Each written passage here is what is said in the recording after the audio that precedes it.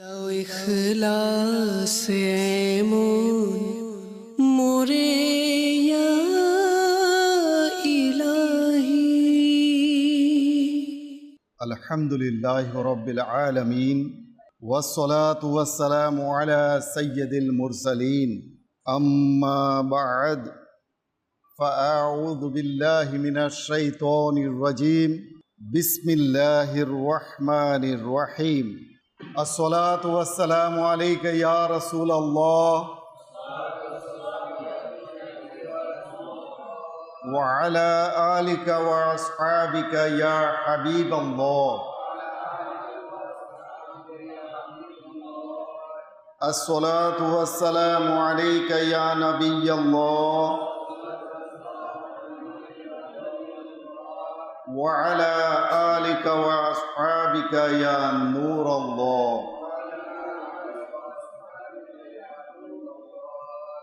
নওয়াইতু সুন্নাতাল ইতিকাফ।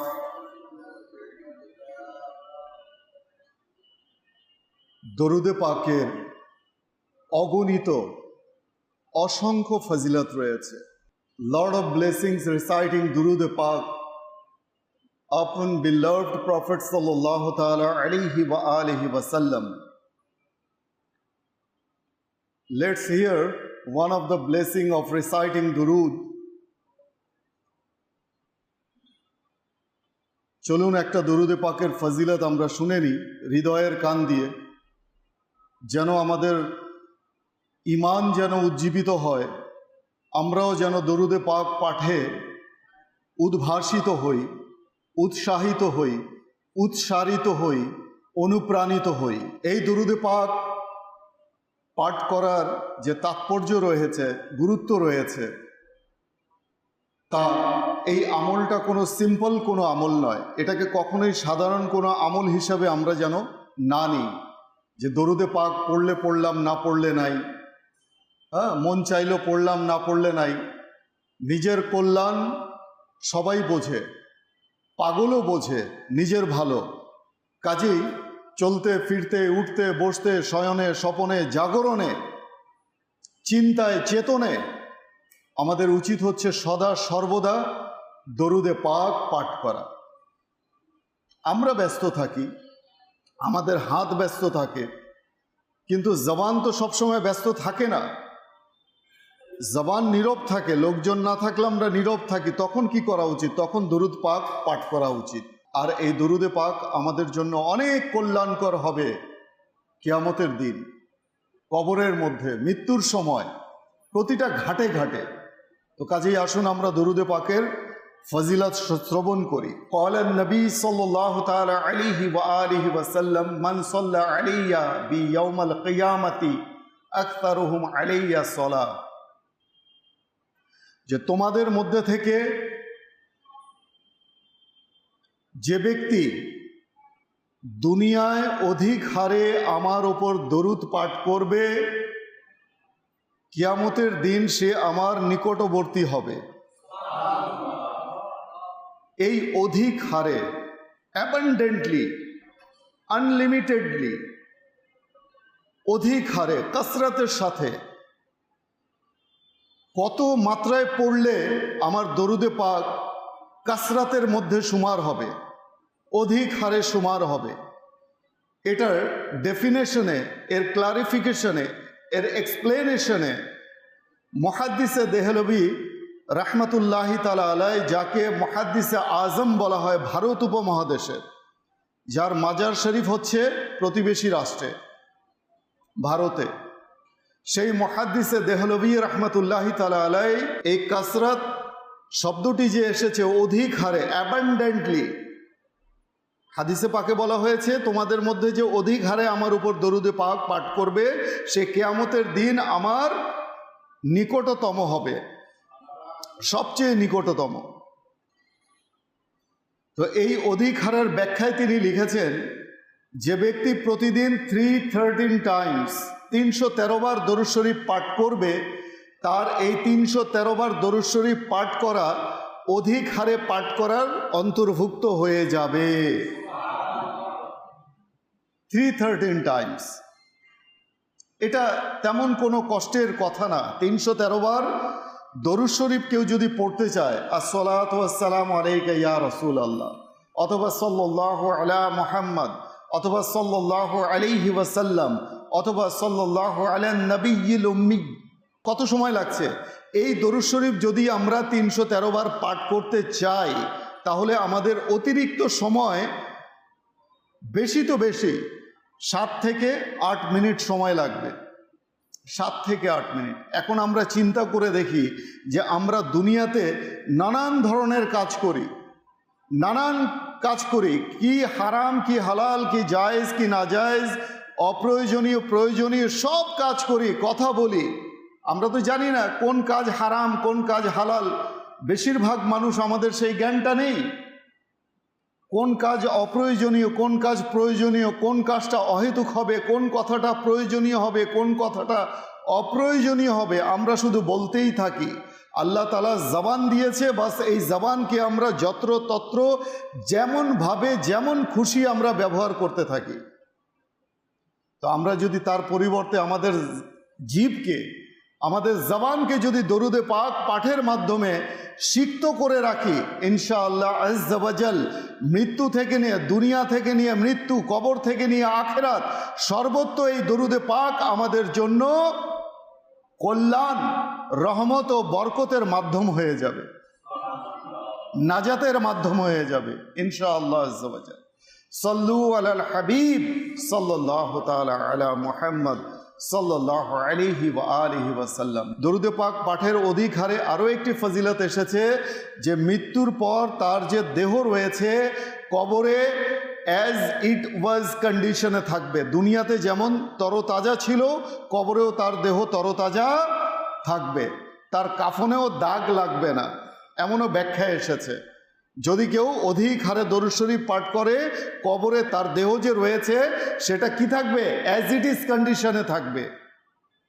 আমরা দেখি না অনেক সময় যে 150 বছর 100 বছর হয়ে গেছে, হঠাৎ করে কবর খুলে গেছে আর দেহটা ঠিক তেমনই আছে আল্লাহর ওলিদের। তো এমন যদি চাই, আমরাও চেষ্টা করলে ভালো ভালো নিয়তের সাথে ইনশাআল্লাহ আজকে থেকে করব। তো চলতে ফিরতে উঠতে বসতে আমরা দরুদ শরীফ পড়তেই থাকবো। আল্লাহ তাআলা সেই তৌফিক আমাদের নসিব করুন।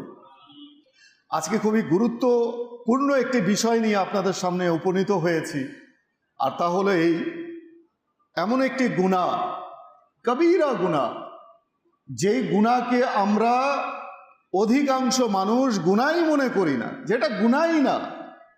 আর সেই গুনাহটি কি জানেন? মিথ্যাচার। আজকে এর গুরুত্ব সম্পর্কে, এর ওয়াইদ সম্পর্কে, এর যে শাস্তি রয়েছে, পরিণাম রয়েছে, সে সম্পর্কে ইনশাআল্লাহ তাআলা আমরা শুনবো। আল্লাহ তাআলা আমাদের সেই তৌফিক দান করুন। আসুন ভালো ভালো কিছু নিয়ত করে নিই। হাদিসে পাকে এসেছে, নিয়াতুল মুমিনি খায়রুম মিন আমালি, intention of Muslim is better than his actions. So let's make some good intention before listening sunnah inspired speech. সুন্নাতে ভরা বয়ান শ্রবণের পূর্বে আসুন ভালো ভালো কিছু নিয়ত করি। অন্তত একটি নিয়ত আমি আপনাকে করতে বলবো, তা হচ্ছে এই যে from the beginning to the end we will listen সুন্নাহ inspired speech for gaining the satisfaction of almighty আল্লাহ। যে আল্লাহ তাআলার সন্তুষ্টি অর্জনের নিমিত্তে শুরু থেকে শেষ পর্যন্ত বয়ান শুনবো ইনশাআল্লাহ। কে এলো, কে গেল, কে বসলো, কে উঠলো, মানে চোখ আমাদের এত অস্থির, কখনো ডানে কখনো বামে। আহা, কোরআন হাদিসের বয়ান যখন হয় তখনও আমাদের অস্থিরতা কাজ করে। কি দরকার? যে আসার সে আসলো, যে বসার সে বসলো, কোনো দরকার নেই। বাস কোরআন হাদিসের চেয়ে আমার কাছে মূল্যবান আর কিছুই নেই। কোরআন হাদিসের বয়ান শুনবো ইনশাআল্লাহ। সাল্লু আলাল হাবিব সাল্লাল্লাহু তাআলা আলা মুহাম্মদ সাল্লাল্লাহু আলাইহি ওয়া আলিহি ওয়াসাল্লাম। শুরুতেই খুব চমকপ্রদ একটি ঘটনা দিয়ে শুরু করতে চাই, আর তা হচ্ছে এই মুসলিম শরীফের মধ্যে এই ঘটনা এসেছে। মনোযোগ দিয়ে আমরা শুনবো ইনশাআল্লাহ আজ্জা ওয়াজাল। তাহলে এই বয়ানের যে কল্যাণ রয়েছে আমরা লাভ করতে পারবো, অন্যথায় আমাদের হাতছাড়া হয়ে যাবে। এর বারাকাত, এর কল্যাণ থেকে আমরা বঞ্চিত হয়ে যাব। আরওয়াহ নামক এক মহিলা হযরত সাইয়্যিদুনা সাঈদ বিন যায়েদ রাদিয়াল্লাহু আনহুর সাথে তার ঘরের কিছু অংশের ব্যাপারে ঝগড়া করতে লাগলো। এখন এই হযরত সৈয়দনা সাঈদ বিন যায়েদ কে ছিলেন? তিনি একজন সাহাবী ছিলেন। আর তার পাশেই এক মহিলা ছিল, দুষ্ট প্রকৃতির মহিলা, যেই মহিলা হযরত সৈয়দনা সাঈদ বিন যায়েদ রাদিয়াল্লাহু তাআলা আনহুর বাড়ির যে অংশ ছিল, তার বাড়ির অংশে কিছু অংশ সে দাবি করে বসলো যে এই অংশটুকু আমার, এটা তোমাকে দিতেই হবে, এটা আমাকে দাও।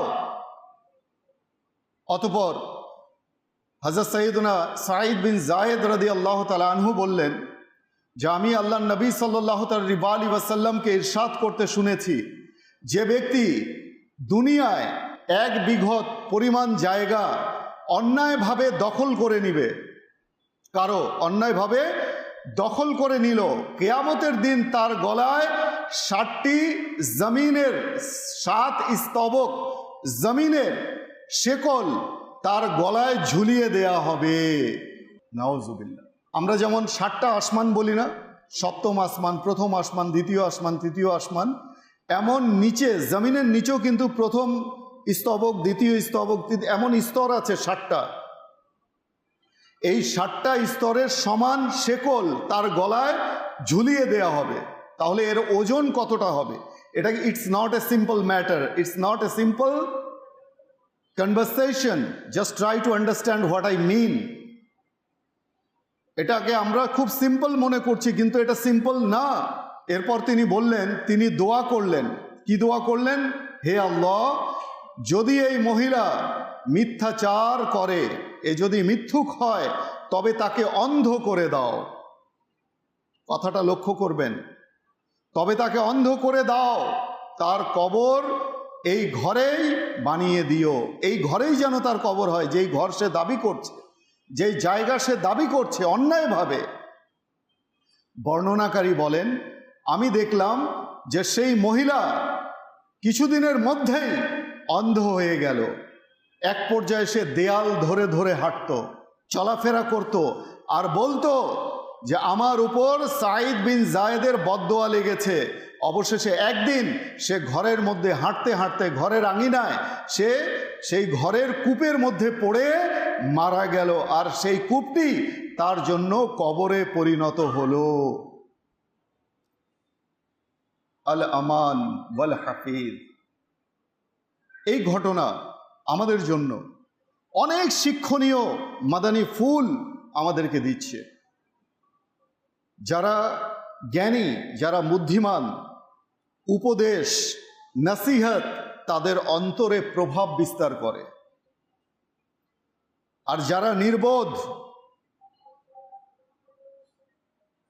যাদের বুদ্ধি শুদ্ধি কম, কোনো বিষয়কে তারা গুরুত্বপূর্ণভাবে নেয় না, সেই কথা না তাদের কর্ণকুহরে প্রবেশ তো করে, কিন্তু অন্য কান দিয়ে বের হয়ে যায়, হৃদয়ে সেটা গাঁথে না, হৃদয়ে প্রভাব বিস্তার করে না। তো আল্লাহ তাআলা এই ঘটনা থেকে আমাদেরকে শিক্ষা লাভ করার তৌফিক দান করুন। এই ঘটনা থেকে প্রথমত আমরা যেটা পাই সেটা হচ্ছে সেই মহিলা কি করেছিল? মিথ্যাচার করেছিল, ঠিক কিনা? মিথ্যাচার করেছিল এবং অপবাদ দিয়েছিল, বহুতান, যে তুমি আমার জায়গা দখল করেছো, এটা ছিল অপবাদ। আর সে যেটা বলেছিল এটা ছিল মিথ্যা। এই মিথ্যাচারের মাধ্যমে, অপবাদের মাধ্যমে সে অন্যের জমিন নিজের বলে আত্মসাৎ করে নিয়েছিল। সম্মানী মানুষ কি করবে? সম্মানের কারণে দিয়ে দেয়, যা বাবা নিয়ে নে, আল্লাহ তাআলা একজন আছে, বিচার করবে, ফয়সালা করবে। আচ্ছা, মমিনের জন্য এটা কিন্তু কখনোই দুর্বলতা নয় যে সে মেনে নেয়, সহ্য করে নেয়, সহনশীলতা, এটা মমিনের দুর্বলতা নয়, বরং সে আল্লাহ তাআলাকে ভয় করে, তার মধ্যে সবর, তার মধ্যে সহনশীলতা, এর সংজ্ঞা সে জানে, এর ডেফিনেশন সে জানে, এর শিক্ষা সে অর্জন করেছে, তাই তো সে সবর করে, সহনশীলতা প্রদর্শন করে। কেননা সে জানে যে যে সবর করে, যে ধৈর্য ধারণ করে, আল্লাহ তাআলা তার সাথে রয়েছে। কোরআনুল কারীমের মধ্যে আল্লাহ তাআলা ইরশাদ করছেন, কানজুল ঈমানের অনুবাদ, মিথ্যা অপবাদ তারাই রচনা করে যারা আল্লাহ তাআলার আয়াত সমূহের উপর ঈমান রাখে না, এবং তারাই মিথ্যাবাদী। আল্লাহ, যারা আল্লাহ তাআলার আয়াতের উপরে, কোরআনুল করিমের আয়াতের উপরে যারা ঈমান রাখে না, বিশ্বাস রাখে না যে এই আয়াত আমার রব তাআলার, তারাই মিথ্যাচার করে, তারাই অপবাদ দেয়। এখন নিজেকে একটু আমরা এহতেসাব করি, অ্যাকাউন্টেবিলিটি আমরা নিজের একটু করি যে আমি কি মিথ্যা বলি? আচ্ছা, আমি বলি তো কখন বলি, কতটুকু বলি? আজকে চলতে ফিরতে আমরা দেখি গাড়ির মধ্যে, বাসের মধ্যে, ট্রেনের মধ্যে রয়েছে ফার্ম গেটে, বলে এই তো ভাই আমি যাত্রাবাড়িতে চলে আসছি। নাউজুবিল্লাহ। আহা, মানুষের ঈমান কোথায় গেল? কি প্রয়োজন আছে মিথ্যা বলার? সে কি মেরে ফেলবে, ফাঁসিতে ঝুলিয়ে দেবে? কেন এই মিথ্যাচার? Why? What's the reason telling lie like this way? বলা হয়ে থাকে, কথিত আছে, lying is the mother of all kind of sin, all kind of sins. যত প্রকার গুনাহ আছে, সকল প্রকার গুনাহের জননী হলো, মা হলো মিথ্যাচারিতা।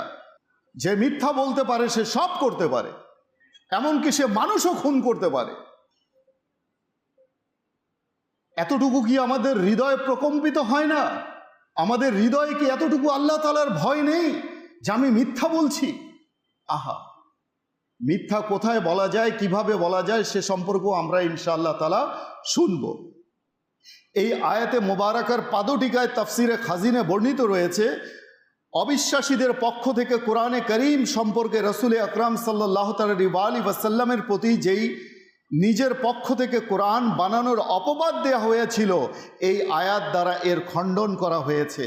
এবং এই আয়াতের সারাংশ হচ্ছে যে মিথ্যা বলা এবং অপবাদ দেয়া বেঈমানদের কাজ। এই বদ অভ্যাস আমার মধ্যে তো নেই। চিন্তা করি, আমি তো মানুষকে অপবাদ দেই না কথায় কথায়, আমি তো মিথ্যাচার করি না। যদি আমি মিথ্যাচার করি, যদি আমি অপবাদ দিয়ে থাকি, তাহলে নিঃসন্দেহে আমিও তার অন্তর্ভুক্ত।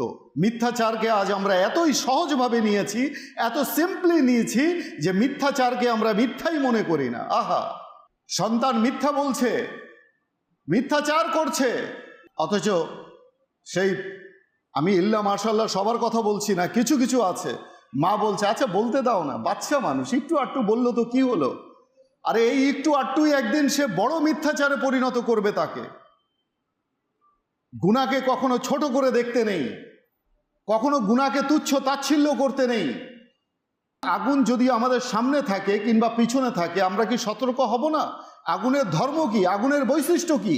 আগুনের বৈশিষ্ট্য হলো আগুন সামনে থাকুক বা পিছনে, আগুন ডানে থাকুক বা বামে, আগুনের ধর্ম হচ্ছে পুড়িয়ে দেয়া, জ্বালিয়ে দেয়া। তাহলে এই মিথ্যাকে আমরা কেন এত সিম্পলভাবে নিচ্ছি? আল্লাহ তাআলা কোরআনুল কারীমের মধ্যে আরো ইরশাদ করছেন সূরা হজের মধ্যে,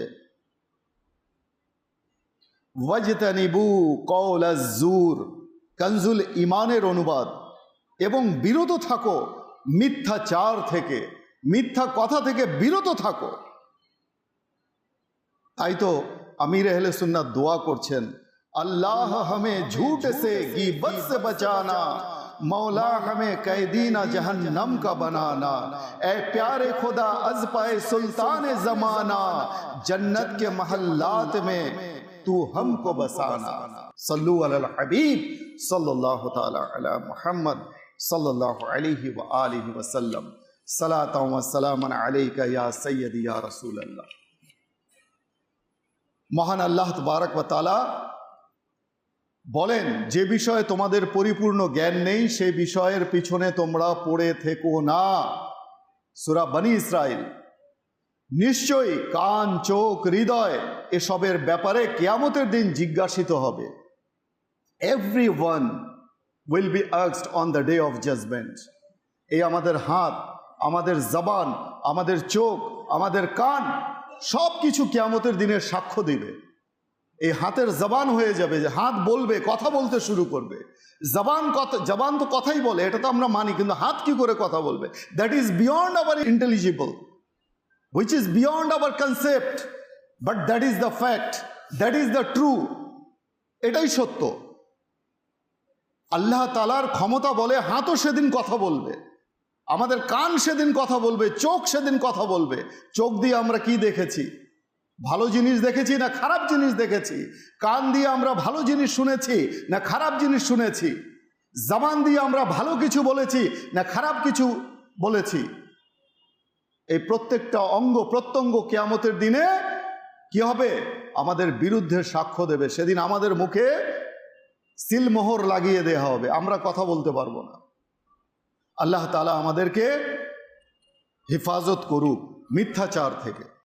প্রিয় ইসলামী ভাইয়েরা এবং মাদানী চ্যানেলের দর্শকবৃন্দ, আসুন আমরা নিয়ত করি আজকে থেকে আমরা ইনশাআল্লাহ তাআলা আর মিথ্যাচার করব না। ইনশাআল্লাহ জান চলে যায় যাক, কিন্তু মিথ্যাচার করব না। আচ্ছা, মিথ্যাচার কখন, কোথায়, কিভাবে? মিথ্যাচার করা যাবে যখন কোনো দুই মুসলমান আপোষের মধ্যে বিবাদমান, ঝগড়া করছে, মারামারি করছে, দেখা যাচ্ছে একজন আরেকজনকে হত্যা করে ফেলবে, সেই জায়গায় গিয়ে তাদেরকে বোঝানো, প্রশমিত করা, সেখানে প্রয়োজন হলে তাকে মিথ্যাচার করে বোঝানো, সেখানে জায়েজ আছে। এটাকে মিস ইউটিলাইজ করা যাবে না, মিস ইউজ করা যাবে না, সেখানে করা যাবে মুসলমানের প্রাণকে বাঁচানোর জন্যে। আর মিথ্যাচার করা যাবে কোথায়? যুদ্ধের ময়দানে, শত্রুর বিপরীতে। আর মিথ্যাচার করা যাবে কোথায়? যদি স্ত্রী দুজন থাকে, স্ত্রী যদি জিজ্ঞেস করে সবচেয়ে তুমি কাকে ভালোবাসো, প্রথমকে না দ্বিতীয়কে, আমাকে না তাকে, তখন সংসার বাঁচানোর জন্য বলাই যাবে যে আমি সবচেয়ে ভালোবাসি তোমাকে। আর কিছু মিথ্যা বলা যায় কৌশলে। যেমন কেমন কৌশল? যেমন কেউ আপনার প্রাণ নিতে আসলো, আপনাকে হত্যা করতে আসছে, ঘরে এসে কেউ নক করলো, এখন ঘরের স্ত্রী হোক বা সন্তান হোক, সে যদি মনে করেন দরজার ভিতরে দাঁড়ানো আর বাইরে থেকে দরজা নক করছে, খোলো তাড়াতাড়ি, আমি অমুককে চাই, অমুক আছে কিনা ঘরে, আপনি জানছেন যে তার প্রাণ চলে যাবে, তখন আপনি মিথ্যা বলতে পারবেন কিভাবে? দেয়ালের মধ্যে, দরজার মধ্যে অথবা জমিনের মধ্যে একটা চিত্র অঙ্কন করে গোলাকার বৃত্ত পায়ের মতো, এটা ওলামায়ে কেরাম বলেন, সেখানে ওই বৃত্তর মধ্যে ইন্ডিকেট করে বলতে হবে এখানে তিনি নেই, এখানে তিনি। এটা কি মিথ্যা হবে? ওই বৃত্তের মধ্যে তিনি আছেন? বলেন না কেন নেই? তাহলে এটা হচ্ছে হিকমা, এটা হচ্ছে প্রজ্ঞা, এটা হচ্ছে কৌশল। ওই গোলাকার বৃত্ত বানিয়ে সেটার মধ্যে ইঙ্গিত করে বলতে হবে এখানে তিনি নেই, ভিতর থেকে আওয়াজ দিতে হবে। আর কোথায় বলা যাবে? যেমন আপনি কাউকে ধার দিতে চাচ্ছেন, কেউ এসে টাকা চাইলো, আপনি জানেন নির্ঘাত এই ব্যক্তিটা টাকা ফেরত দিবে না, বা এ প্রতারক, এ টাকা দেয় না কাউকে, মেরে খায়, ঠিক আছে, বা এই ধরনের সামথিং লাইক দ্যাট, এই ধরনের কোনো যদি কেস হয়, তাহলে কি বলা যাবে? আমার হাতে কোনো টাকা নেই ভাই, বিশ্বাস করো। পকেটে টাকা আছে, হাতে টাকা আছে? নাই, হাত খালি। ভাই আমার হাতে কোনো টাকা নেই এই মুহূর্তে। বোঝা গেছে? এটা হচ্ছে হিকমা। তো এইভাবে যদি চলা যায় তাহলে বলেন, আর না হলে মিথ্যা থেকে শত শত কোষ দূরে থাকেন। আল্লাহ তাআলা এই জঘন্য মিথ্যাচার থেকে আমাদেরকে হেফাজত করুন। আচ্ছা, এই যে মিথ্যা, এই মিথ্যার যে দুর্গন্ধ, এমন এক দুর্গন্ধ যে ফেরেশতারা 70 মাইল দূরে সরে যায় মিথ্যার দুর্গন্ধের কারণে। মিথ্যাচারিতা এমন এক দুর্গন্ধ, আর মিথ্যাচারিতার কঠিন আযাব রয়েছে। আল্লাহ তাআলা এই মিথ্যাচার থেকে আমাদেরকে হেফাজত করুন। আজ বর্তমান সমাজে আমরা দেখি যে মানুষ হেসে হেসে মিথ্যাচার করে। এক শ্রেণীর পেশাদার রয়েছে যারা কৌতুক করে, কৌতুক অভিনেতা, এরা মানুষকে একটু আনন্দ দেওয়ার জন্য আর নিজে 2 পয়সা কামানোর জন্য তারা মিথ্যাচার করে, বানোয়াট গল্প বলে আর মানুষকে হাসায়। আল্লাহ তাআলার পানা, আল্লাহ তাআলার পানা। হাদিসে মোবারকায় এসেছে, আল্লাহ নবী সাল্লাল্লাহু আলাইহি ওয়াসাল্লাম ইরশাদ করেন যে তোমরা সত্যকে আঁকড়ে ধরো, কারণ সত্য নেকির পথ দেখায়, সত্য নেকির পথ দেখায়, আর নেকি জান্নাতের পথ দেখায়। কোনো ব্যক্তি সর্বদা সত্য কথা বললে, সর্বদা সত্যের অনুসন্ধানী হলে, সে শেষ পর্যন্ত আল্লাহ তাআলার কাছে সত্যবাদী হিসাবে লিপিবদ্ধ হয়। আর তোমরা মিথ্যা থেকে সম্পূর্ণরূপে দূরে থাকো, কারণ মিথ্যাচার গুনাহের রাস্তা দেখায়, আর গুনাহ জাহান্নামের রাস্তা দেখায়।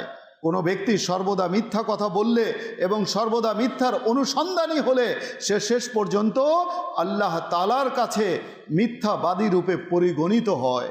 মুবাহালা সংক্রান্ত আয়াতে এসেছে সূরা আলে ইমরানের মধ্যে, অতঃপর আমরা সবাই আল্লাহ তাআলার নিকট এই মর্মে প্রার্থনা করি যে লাআনাতুল্লাহি আলাল কাযিবিন, মিথ্যাচারীদের উপর আল্লাহ তাআলার লানত বর্ষিত হোক। যখন একজন মানুষ মিথ্যাচার করে তার উপর ফেরেশতারা লানত বর্ষণ করতে থাকে, অভিসম্পাত বর্ষণ করতে থাকে। তো কাজেই এটাকে সিম্পলি আমরা যেন না নিই। আমরা আমাদের সন্তানকে যেন বোঝাই যে বাবা মিথ্যা বলা যাবে না। আমার গৌসে পাকের দিকে তো তাকান, তার আম্মা জানের দিকে তো তাকান। তিনি যখন তার সন্তানকে কি করলেন, ইলমে দ্বীন অর্জনের জন্য বড় পীর আব্দুল কাদের জিলানীকে জিলান থেকে বাগদাদে প্রেরণ করলেন, হাতের মধ্যে 40টি স্বর্ণ মুদ্রা বেঁধে দিলেন আস্তিনের ভিতরে, আর বলে দিলেন বাবা কখনো মিথ্যা বলো না, আর তোমার সাথে আমার হয়তো এটাই শেষ দেখা, এরপরে দেখা হবে কিয়ামতের ময়দানে। অতঃপর সেই 40 দিনার নিয়ে তার সাথে কি ঘটনা ঘটেছিল আমি সেদিকে যাচ্ছি না। আপনারা জানেন যে ডাকাতের দলের সাথে যখন ডাকাত দল তাকে ধরলো, ডাকাতের সদস্য যখন তাকে বলল, সে বলল তোমার কাছে কিছু আছে? তখন বড় পীর আব্দুল কাদের জিলানী বললেন যে হ্যাঁ, আমার কাছে 40টা দিনার রয়েছে, স্বর্ণ মুদ্রা। তখন সে বলল, হে যুবক, তুমি মিথ্যাচার তো করছো না, তুমি রসিকতা তো করছো না? সে বলল, না, আমি রসিকতা করছি না। তখন ডাকাত সর্দার এসে বলল, যখন ডাকাত সর্দারকে গিয়ে বলা হলো, ডাকাত সর্দারও চলে এলো উৎসুক হয়ে, দেখি ঘটনা কি। তখন বলা হলো যে হে যুবক, তুমি কেন মিথ্যে বললে না? তুমি তো জানো যে আমরা ডাকাত, তোমাকে মেরে ফেলতে জানি। তখন তিনি বললেন যে আমার আম্মা জান আমাকে মিথ্যাচার করতে নিষেধ করেছে। অতঃপর ডাকাত দল হাউ মাউ করে কাঁদতে লাগলো যে সন্তান একজন মায়ের কথা রক্ষা করতে গিয়ে মিথ্যাচার করে না, আর আজ আমরা রব তাআলার সাথে ওয়াদা করে কত মিথ্যাচার করছি, শত সহস্র মিথ্যাচার করছি আমরা।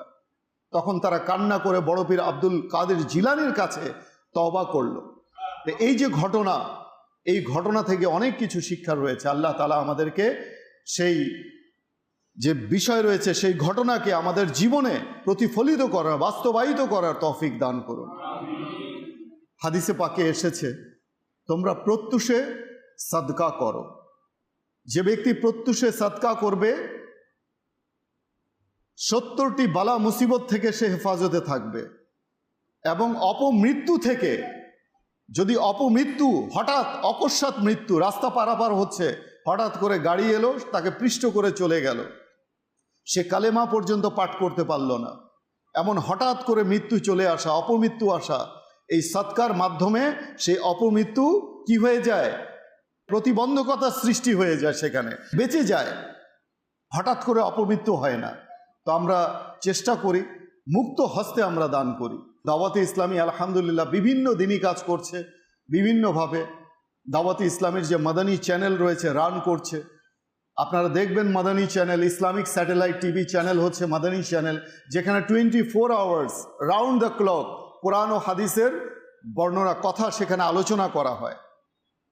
এই মাদানী চ্যানেলের বার্ষিক খরচ কত জানেন? 35 থেকে 36 কোটি টাকা, which is beyond our thinking. অথচ এই চ্যানেলের মধ্যে কোনো বিজ্ঞাপন নেই, কোনো অ্যাড নেই। তাহলে এই চ্যানেল চলছে কি করে?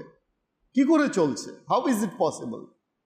এই আপনাদের দান সদকা আপনাদের পকেটের টাকা থেকে চলছে। আশিকানে রসুল দান করছে বিধায় চলছে। আজকে ঘরে ঘরে মানুষ গুনাহ হচ্ছে আমরা জানি।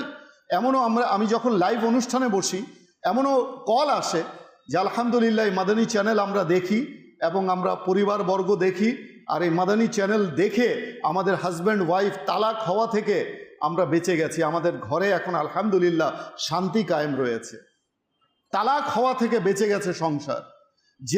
যে মানুষ বেনামাজি ছিল, মসজিদ থেকে বিমুখ ছিল, সে আজ নামাজি হয়ে গেছে এই মাদানী চ্যানেলের মাধ্যমে।